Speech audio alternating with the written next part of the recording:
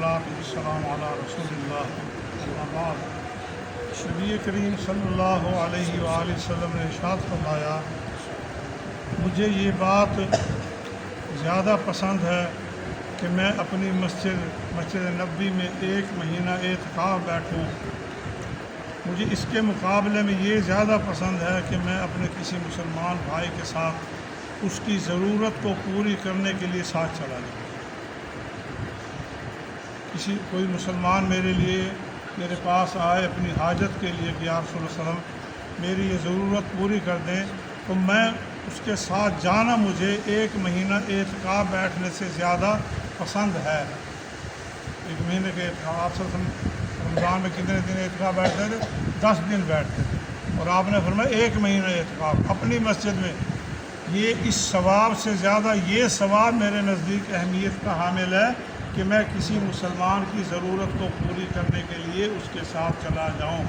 آج ہم اس معاملے سے بہت دور چلے گئے ہیں۔ ایک شخص کو اللہ کے نبی نے فرمایا صلی اللہ علیہ وسلم نے، قیامت کے دن اللہ تعالیٰ کے سامنے پیش کیا جائے گا۔ اللہ تبارک و تعالیٰ پوچھے گا تیرا کیا معاملہ ہے؟ تو وہ کہے گا یا اللہ میں تاجر تھا، تجارت کرتا تھا دنیا میں، اور میں ادھار سامان دیتا تھا۔ میں نے اپنے ملازموں کو کہہ رکھا تھا کہ اگر کوئی صاحب استطاعت ہے اس کے ساتھ تقاضا کرو، نرمی کے ساتھ کرو، اور اگر کوئی ایسا ہے کہ وہ قرض ادا نہیں کر سکتا تو اسے معاف کر دینا، چھوڑ دینا۔ اللہ کے نبی نے فرمایا، اللہ تعالیٰ فرمائے گا اسے کہ تو نے تو معاف کرنے والا کام جو کیا، یہ تو میرا کام ہے معاف کرنا، اور تو نے میری مخلوق کے ساتھ اتنا حسن سلوک کیا، اللہ تبارک و تعالیٰ اس کی اس نیکی کے عوض اس کو معاف فرما دے گا۔ تو آج ہم اس معاملات سے دور ہیں۔ کوئی بندہ ضرورت کے لیے آ جائے اور آپ میں طاقت ہے اس کی ضرورت پوری کرنے کی، تو کوشش کریں اس کے ساتھ تعاون کریں۔ اللہ کے نبی نے فرمایا حدیث میں، کوئی بندہ دنیا کی کسی پریشانی کو، مصیبت کو اگر اپنے بھائی سے دور کرے گا، اللہ تبارک و تعالیٰ قیامت کے دن اس سے بڑی مصیبت کو دور کر دے گا۔